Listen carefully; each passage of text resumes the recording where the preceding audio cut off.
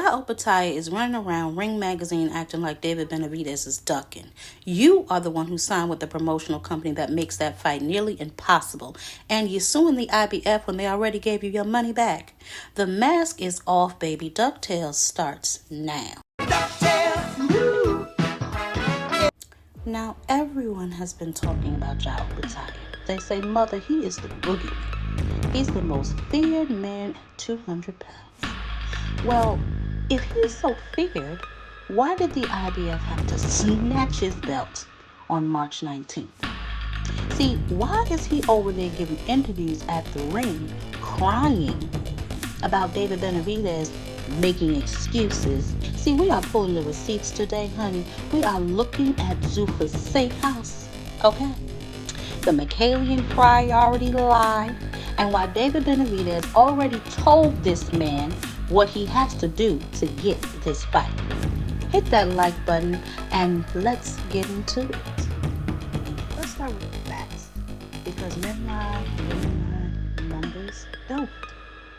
March 19th, 2026, the IBF officially stripped Opetaia of his world title. Why? Because Opetaia back in January decided to sign with Zuffa Boxing. That is Dana White's new promotional company, and they don't recognize the IBF. The IBF permits unification fights only with officially recognized bodies, like the WBC, the WBA, and the WBO, which led them to declare this particular fight against Brandon Clayton unsanctioned and strip him of his belt. See, when you play stupid games, you win stupid prizes.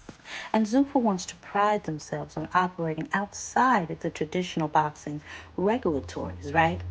So Opetaia's team claims that the Zuffa title will be just a ceremonial trophy, while Zuffa marketed that matchup against Brandon Clayton as a world championship, which violated the IBF unification rules. And since Opetaia decided to proceed anyway, well, you saw what happened.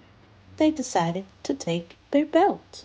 Hit that like button right now, because DuckTales Ep.07, Opetaia, starts right now.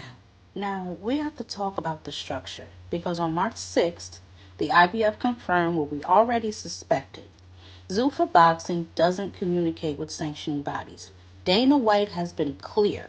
He wants to disrupt the game. But in boxing, disrupt usually just means avoid the rules. Opetaia is currently in a Zuffa safe house. When you sign with a promotion that ignores the rankings, you aren't the Boogeyman anymore. You are an exhibition act. You opted out of accountability. So when goes to Ring Magazine and says people are ducking him, he's talking from inside a bubble where the rules don't apply. How are you going to call someone out for not fighting you when your own promotion won't even deal with the sanction bodies? That's like calling someone out for a date when you don't even have their phone number. Opetaia has painted himself in a corner, and I don't know if he can't see it or he just refuses to acknowledge the facts. But he is in a promotional witness protection program, and I don't know how he is going to get out. In his most recent interview at the Pyramids, Opetaia wanted to play victim, accused David Benavidez of somehow ducking the situation. Take a listen. Heavily. I know there was a little back and forth between you and David. You're confident that potentially one day you could get that fight on?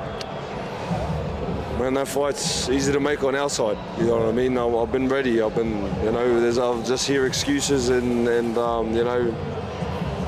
fucking this and that. Buzz, reach out. How bad do you want to fight? How bad do you want to be undisputed cruiserweight? That's an easy fight to make.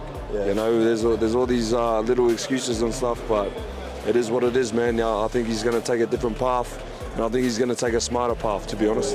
Do you think he doesn't want the fight? Yeah, I do. So there's a few things, right? The first thing being, David Benavidez past the undisputed actually has nothing to do with Opetaia anymore, since Opetaia no longer has the IBF belt. Secondly, he goes on to discuss another boxer, Noel Mikaelian.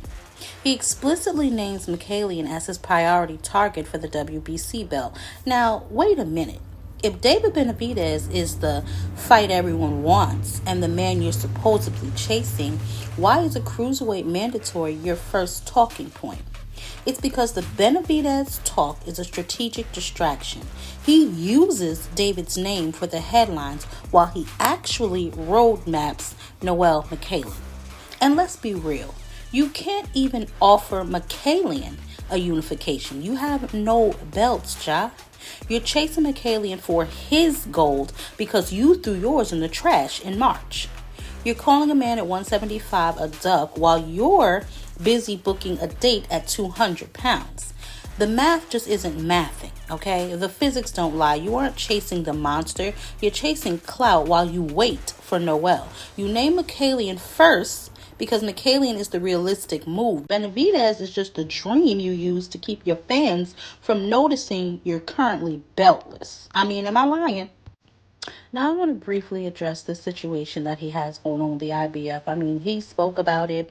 Dana White has spoke about it, that they're currently in litigation with the IBF. Here's the problem with that, right? Yes, he did pay his sanctioning fees of $80,000, but what he fails to mention, and Dana White also fails to mention, is that the IBF gave that money back, right?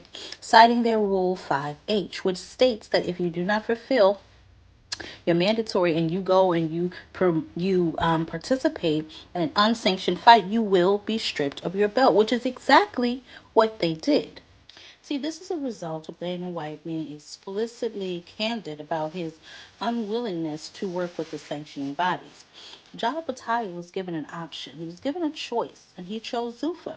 So the IBF chose their belt and chose to strip him of their belt. So when he goes around talking about people want to be undisputed, I don't even understand how he can put himself in that conversation when he has nothing to offer on that front. Now let's address David Benavidez's side because Ja wants to act like David is scared. David Benavidez sat down with Ring Magazine on April 30th and was very clear. He said that ship has kind of sailed now that Opetaia doesn't have the belt. David is focused on the WBA and the WBO. He's looking at champions who actually have the hardware. Why would the Mexican monster move up to fight a man who just got stripped for not fighting his mandatory and going over to Zuffa? What's the incentive? There's no belt, there's no leverage, and a promotional barrier that makes the fight nearly impossible to make. Opetaia is trying to paint David as a duck, right? David moved on. He's chasing legacy. Is chasing Noel Mikaelian and a Zuffa script. David is looking forward to the champions. Is looking for a headline to stay relevant. You can't call a man a duck when you're the one who walked away from the biggest platform in the sport to fight Brandon Glutton in a warehouse. And I did watch that interview that Opetaia's manager did about not having the opportunities basically on this side, and that being the reason why he went over to Zuffa Boxing. And I've said this before and I'll say this again. I don't think any of them thought this through, including Dana White, right? So here's where I'll land on this. Opetaia is a businessman, right, who is currently out of stock. He's selling you a Benavidez fight he isn't even prioritizing, using a belt he no longer has, under a promotional structure that won't even pick up the phone and work with the sanctioning bodies. He's calling David Benavidez a duck from inside of a Zuffa bubble, while his actual roadmap is Noel Mikaelian and lawsuits. He claims Benavidez is making excuses, but the only excuse here is why chose Brandon Glutton over accountability anyway.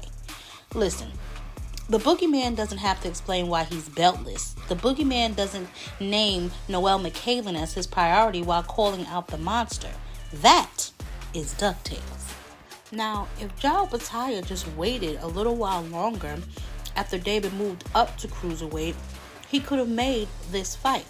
But since he's lost the IBF belt, I mean, David can still fight him, yes, but there's no real enticement. The IBF title is no longer with Opetaia. It's vacant.